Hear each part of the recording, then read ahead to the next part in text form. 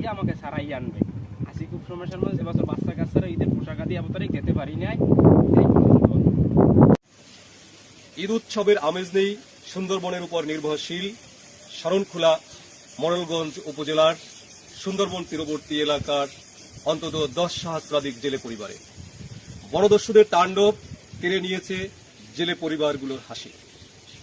গত প্রায় 1.5 বছর ধরে উপর্যুপরি বনদস্যুদের তাণ্ডবে জেলেরা আজ দিশেহারা।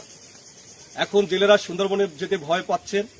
ইতিমধ্যে এক জেলেকে একাধিকবার সুন্দরবনে মাছ ধরতে যাওয়ার পর তাদের অপহরণ করে মুক্তিপণ আদায় করেছে।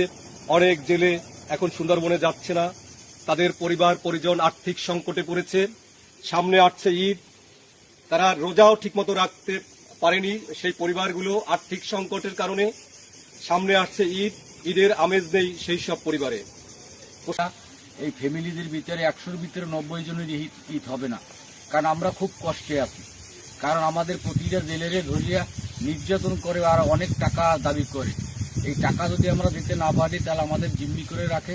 দেখা যায় অনেক সময় আমাদের বাড়িঘর দেওয়া আছে সব বিক্রি করে তারপরে সম্পূর্ণ সব কিছু ত্যাগ করে তাদের কাছ থেকে আসতে হয় আমাদের।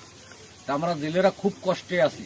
সুন্দরবনে মাছ ধরতে পারি না, আর মাছ যদি আমরা যেদিন ধরতে না পারি আমাদের সংসার চলে না। আমরা এই সুন্দরবনের পরে যারা নির্ভরশীল তারা এই সুন্দরবন ছাড়া আমাদের কোনো ইনকাম পথ কোনো জায়গা খোলা নেই।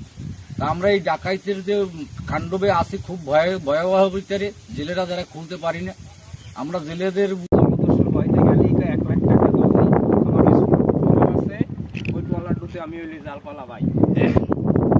এখন যদি সাগরে বা জঙ্গলে যাই যদি আমারে ধরে তাহলে আমার সারানের মতো এরকম কোনো লোক নাই যে 1 লাখ টাকা দিয়ে আমাকে সারাই আনবে।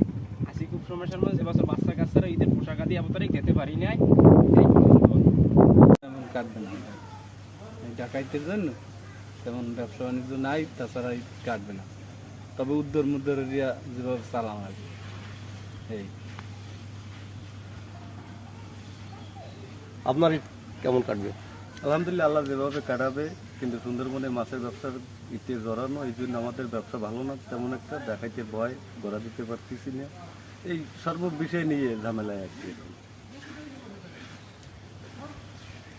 ঠিক আছে।